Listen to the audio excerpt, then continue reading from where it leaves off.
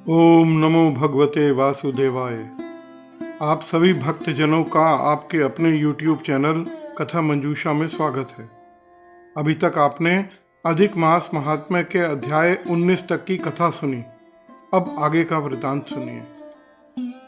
अधिक मास महात्म्य अध्याय 20। सूत जी बोले, हे विप्रो, नारायण के मुख से राजा दृढ़धनवा के पूर्व जन्म का वृतांत श्रवण कर अत्यंत तृप्ति न होने के कारण नारद मुनि ने नारायण से पूछा। नारद जी बोले, हे तपोधन, महाराज दृढ़धनवा ने मुनिश्रेष्ठ वाल्मीकि जी से क्या कहा, तो विस्तार सहित विनीत मुझे कहिए। नारायण बोले, हे नारद, सुनिए। राजा दृढ़धनवा ने महाप्राज्ञ मुनिश्रेष्ठ वाल्मीकि मुनि की प्रार्थना कर जो कुछ कहा सो मैं कहता हूँ। दृढ़धनवा बोला, मोक्ष की इच्छा करने वाले लोगों से पुरुषोत्तम मास का सेवन किस प्रकार किया जाए, क्या दान किया जाए और इसकी विधि क्या है। यह सब संपूर्ण लोक के कल्याण के लिए है, मुझसे कहिए, क्योंकि आपके समान महात्मा संसार के हित के लिए ही पृथ्वी पर भ्रमण करते रहते हैं। यह पुरुषोत्तम मास स्वयं साक्षात पुरुषोत्तम भगवान है। उस पुरुषोत्तम मास के सेवन से महान पुण्य होता है। यह बात मैंने आपके मुख से भली भांति सुनी है। मैंने पूर्व जन्म में सुदेव नामक ब्राह्मण श्रेष्ठ होकर विधि से पुरुषोत्तम मास का सेवन किया, जिसके प्रताप से मेरा मृत पुत्र उठ खड़ा हो गया। हे ब्राह्मण, पुत्र शोक के कारण निरंतर निराहारी मेरा यह पुरुषोत्तम मास बिना जाने ही बीत गया।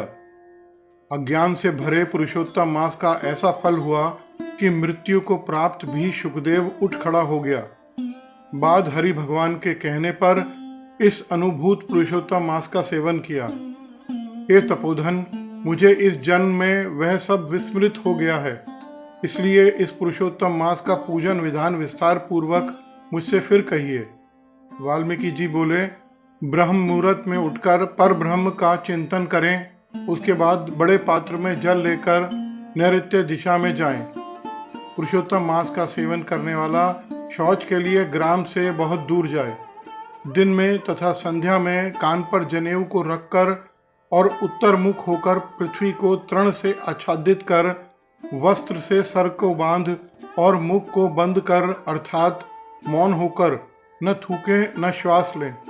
इस प्रकार मलमूत्र का त्याग करें और यदि रात्रि हो तो दक्षिण मुंह होकर मलमूत्र का त्याग करें और मुतेंद्रिय को पकड़कर उठें। शुद्ध मिट्टी को लें।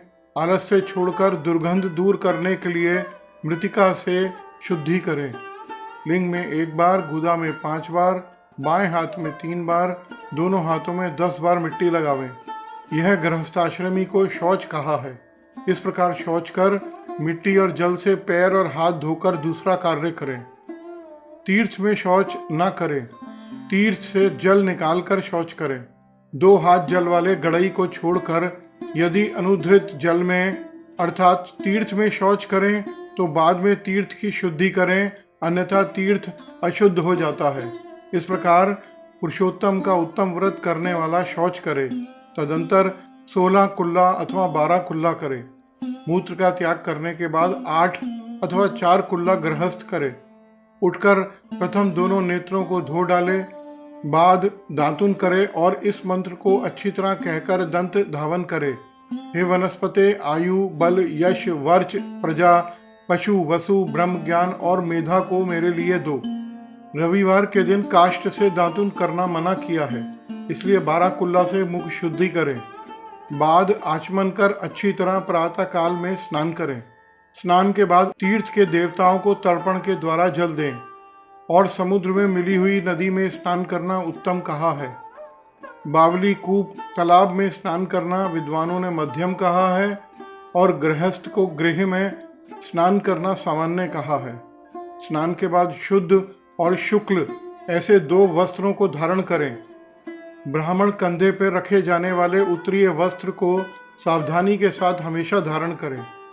पवित्र स्नान में पूर्व मुख अथवा उत्तर मुख होकर बैठें और शिखा बांधकर दोनों जांघों के अंदर हाथों को रखें। कुश की पवित्री हाथ में धारण कर आचमन क्रिया को करें। ऐसा करने से पवित्री अशुद्ध नहीं होती है, परंतु भोजन करने से पवित्री अशुद्ध हो जाती है। इसलिए भीजन के बाद उस पवित्री का त्याग करें। आचमन के बाद गोपी चंदन की मिट्टी से तिलक धारण करें। वह तिलक ऊर्ध्व पुंड्र हो, सीधा हो, सुंदर हो, दंड के आकार का हो, ऐसा धारण करें। ऊर्ध्व पुंड्र हो या त्रिपुंड्र हो, उसके मध्य में छिद्र बनाएं। ऊर्ध्व पुंड्र में लक्ष्मी के साथ हरि भगवान स्वयं निवास करते हैं। त्रिपुंड्र में पार्वती सहित साक्षात शंकर भगवान सर्वदा वास करते हैं। बिना छिद्र का पुंड्र कुत्ते के पैर के समान विद्वानों ने कहा है। सफेद तिलक ज्ञान को देने वाला है। लाल तिलक मनुष्य को वशीकरण करने वाला कहा है। पीला समस्त रिद्धि को देने वाला कहा है। इससे भिन्न तिलक को नहीं लगावे। गोपी चंदन की मिट्टी से शंख, चक्र, गधा, पद्म आदि धारण करें। यह संपूर्ण पापों को नाश करने वाला और पूजा का अंग कहा गया है। जिसके शरीर में शंख, चक्र आदि भगवान के आयुधों का चिन्ह देखने में आता है, उस मनुष्य को मनुष्य नहीं समझना चाहिए। वह भगवान का शरीर है। जो शंख, चक्र आदि चिन्हों को नित्य धारण करता है, उस देही के पाप पुण्य रूप हो जाते हैं। नारायण के आयुधों से जिसका शरीर चिन्हित रहता है, उसका कोटि कोटि पाप होने पर भी यमराज क्या कर सकता है। बाद प्राणायाम करके संध्या वंदन करें। प्रातःकाल की संध्या विधि पूर्वक नक्षत्र के रहने पर करें। जब तक सूर्य नारायण का दर्शन न हो, तब तक गायत्री मंत्र का जाप करें और सूर्य प्रस्थान के मंत्रों से उठकर अंजकली बांधकर उपस्थान करें। सायंकाल के समय अपने पैर को पृथ्वी में करके नमस्कार करें। जो द्विज श्रद्धा के साथ संध्या करता है, उसको तीनों लोकों में कुछ भी दुष्प्राप्य नहीं है। इस प्रकार प्रातःकाल की नित्य क्रिया को करके हरि भगवान की पूजा करें। लीपे हुए शुद्ध स्थान में नियम से स्थित होकर और मौन तथा पवित्र होकर गोबर से गोल अथवा चकोर मंडल को बनाकर व्रत की सिद्धि के लिए चावलों से अष्टदल कमल बनाएं। बाद स्वर्ण, चांदी, तांबा अथवा मिट्टी का मजबूत और नवीन छिद्र रहित शुद्ध कलश को उस मंडल के ऊपर स्थापित करें और उस कलश में शुद्ध तीर्थों से लाए हुए कल्याणप्रद जल को भरकर कलश के मुख पर विष्णु, कंठ में रुद्र भगवान अच्छी तरह वास करते हैं। उसके मूल में ब्रह्मा जी स्थित रहते हैं। मध्य भाग में मातृगण कहलाए गए हैं। कोख में समस्त समुद्र और 7 द्वीप वाली वसुंधरा, ऋग्वेद, यजुर्वेद, सामवेद और अथर्ववेद व्याकरण आदि अंगों के साथ सब कलश में स्थित हों। इस प्रकार कलश को स्थापित कर उसमें तीर्थों का आवाहन करें। गंगा, गोदावरी, कावेरी और सरस्वती मेरी शांति के लिए तथा पापों के नाश के हेतु आएं। तदंतर उस कलश का मंत्र पाठ पूर्वक गंध, अक्षत, नैवेद्य और उस काल में होने वाले पुष्प आदि उपचारों से पूजन करके उसके ऊपर पीले वस्त्र से लपेटा हुआ तांबे का पात्र स्थापित करें। उस पात्र के ऊपर राधा के साथ हरि की मूर्ति को स्थापित करें। राधा के सहित सुवर्ण की पुरुषोत्तम भगवान की मूर्ति बनाएं और भक्ति से तत्पर होकर विधि के साथ उस प्रतिमा की पूजा करें। पुरुषोत्तम मास के पुरुषोत्तम देवता हैं। पुरुषोत्तम मास के आने पर उनकी पूजा करनी चाहिए। जो इस संसार सागर में डूबे हुए को उभारता है, उसकी इस लोक में भी मृत्यु धर्म वाला कौन मनुष्य पूजा नहीं करता। ग्राम फिर मिलते हैं, धन फिर मिलता है, पुत्र फिर मिलते हैं, गृह फिर मिलता है, शुभ अशुभ कर्म फिर मिलते हैं, परंतु शरीर फिर नहीं मिलता है। उस शरीर की रक्षा धर्म के लिए और धर्म की रक्षा ज्ञान के लिए हुआ करती है और ज्ञान से मोक्ष सुलभ हुआ करता है। इसलिए धर्म को करना चाहिए। देहरूप वृक्ष का फल सनातन धर्म कहा गया है। जो शरीर धर्म से रहित है, वह बांझ वृक्ष के समान निष्फल है। सहायता के लिए ना माता कही गई है, ना स्त्री पुत्र आदि कहे गए हैं, तथा ना पिता, ना सहोदर भाई, ना धन कहे गए हैं। केवल धर्म ही उसका प्रधान कारण कहा गया है। वृद्धावस्था सिंहनी के समान भय देने वाली है और रोग शत्रु के समान पीड़ा देने वाले हैं। फूटे हुए बर्तन से जल गिरने के समान आयु प्रतिदिन क्षीण होती रहती है। जल के तरंग के समान चंचल लक्ष्मी, पुष्प के समान क्षण मात्र में मुरझाने वाली युवावस्था, स्वप्न के राज्य सुख के समान संसार के विषय सुख प्रभृति सब निरर्थक है। धन चंचल है, चित्त चंचल है और संसार में होने वाला सुख चंचल है। ऐसा जानकर संसार से विरक्त हो, धर्म के साधन में तत्पर हो। जब सर्प से आधा देह निकल जाने के बाद भी मेंढक मक्खी को खाने की इच्छा करता ही रहता है, उसी प्रकार काल से ग्रसा हुआ जीव दूसरे को पीड़ा देने में तथा दूसरे का धन अपहरण करने में प्रेम करता है। मृत्यु से ग्रस्त आयु वाले पुरुष को सुख क्या हर्ष करता है। वध के लिए वध स्थान को पहुंचाने वाले पशु के समान सब सुख व्यर्थ है। जब धर्म करने के लिए चित्त होता है तो उस समय धन का मिलना सुलभ नहीं होता है। जब धन होता है तो उस समय चित्त धर्म करने के लिए उत्सुक नहीं होता है।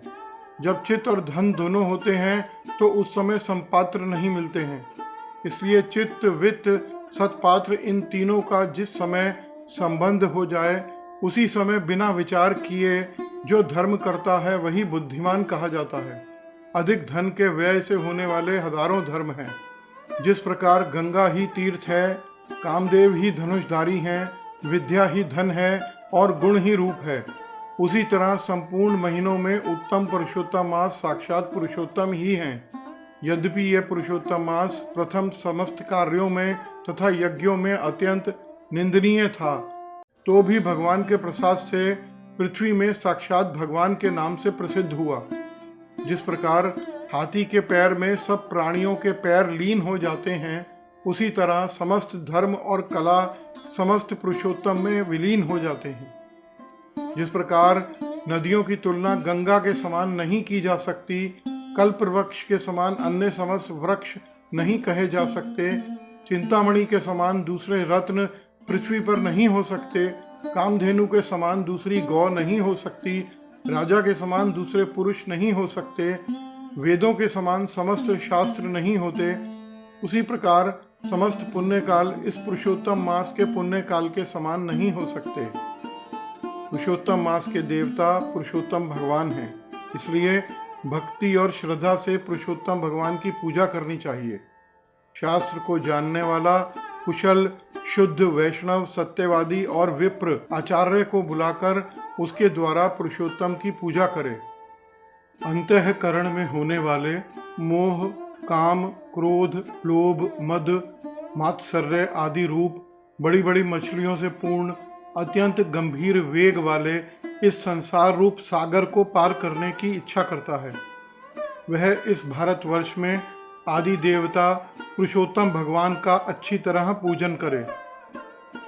इति श्री पुरुषोत्तम मास महात्म्य अध्याय 20।